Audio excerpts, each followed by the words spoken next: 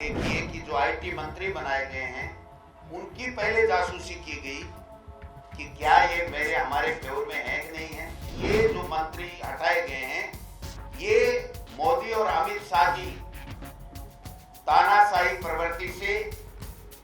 एक लोकतांत्रिक रूप से चलाई जा रही सरकार के इस रवैये से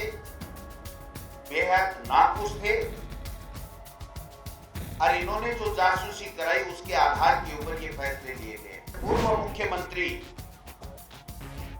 वसुंधरा राजे जी के फोन जब इस तरीके से टेपिंग किए जा रहे हैं तो जो चर्चाएं आम बाजार में हैं कि दूध में से जैसे मक्खी को निकाल के फेंक दिया मोदी जी और अमित शाह ने वसुंधरा राजे जी को, ये बात प्रमाणित हो चुकी। ये जितने भी फोन टेपिंग किए गए हैं इनमें सब में अमित शाह जी और मोदी जी पूरी तरीके से संलिप्त हैं। समय आ गया है कि हर बिंदु के ऊपर देश के लोगों को शक होने लग गया है और मैं समझता हूं प्रत्येक देश के लोगों के मन में यह आशंका हो गई है कि हम लोग कोई सुरक्षित भी नहीं है, हमारी निजता का कोई मायना नहीं रहा है इस देश के अंदर। और जितने भी फैसले न्यायपालिका की तरफ से आ रहे हैं अब इस प्रकरण के बाद में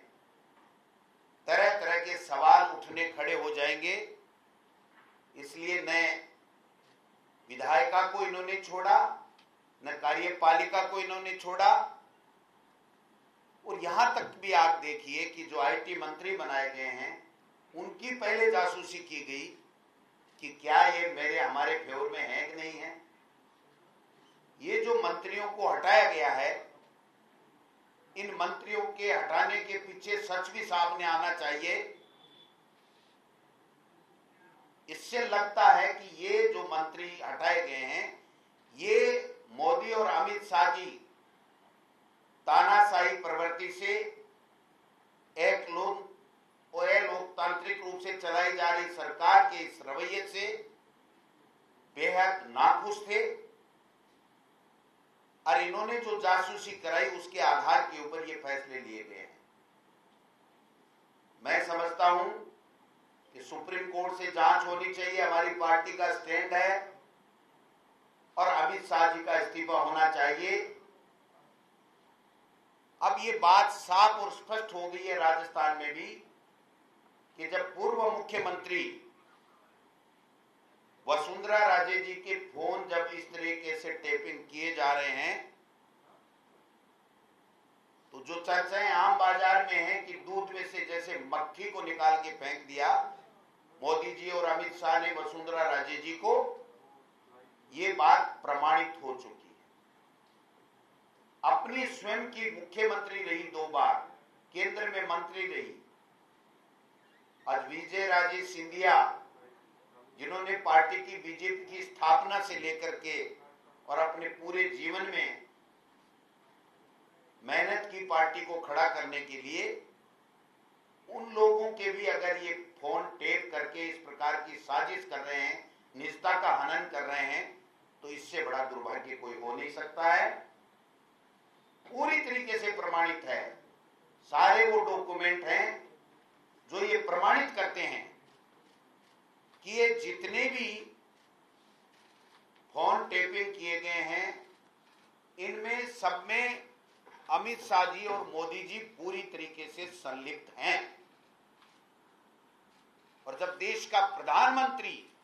और गृह मंत्री इस तरह की असंवैधानिक, राष्ट्र विरोधी, अपनी प्रधानमंत्री और कैबिनेट मंत्री के रूप में ली गई शपथ विरोधी कार्य कर सकते हैं और सुप्रीम कोर्ट तक को इस निगरानी के दायरे में लेकर के उनकी निजता का हनन करके उनके ऊपर दबाव डाल करके और अपने मनमाफिक फैसले कराने का षड्यंत्र अगर कर सकते हैं तो फिर देश में बचा क्या है।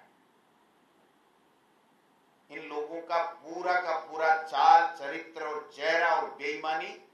पूरे सामने आ चुकी है। महंगाई के मुद्दे पे जिस प्रकार से इन्होंने पूरे देश को परेशान कर रखा है, किसानों को जिस प्रकार से काले कानून ला करके परेशान कर रखा है, बेरोजगारों को रोजगार नहीं दे रहे हैं, चुनी हुई सरकारों को गिराने का षड्यंत्र कर रहे हैं, भ्रष्टाचार के आकंठ में डूबे हुए हैं और विपक्ष को एक तरीके से समाप्त करने के लिए इस प्रकार का कुषड्यंत्र, कुचक्र जब चलाया जाए और अपने ही लोगों को जब सरकार शिकार बनाने लगे, जब बाढ़ खेत को खाए, तो फिर बचता क्या है। मैं समझता हूं कि आज समय आ गया है जब ऐसे लोगों के, राष्ट्र विरोधी लोगों के, ऐसे तानाशाह प्रवृत्ति के लोगों के, ऐसे अलोकतांत्रिक लोगों के खिलाफ में पूरे देश में जो विरोध का माहौल है, जो उनके खिलाफ आक्रोश का माहौल है, उसको समझ करके इनको अमित शाह जी का इस्तीफा तुरंत लेकर के प्रधानमंत्री जी को भी अपने आप को जांच के दायरे में शामिल करना चाहिए।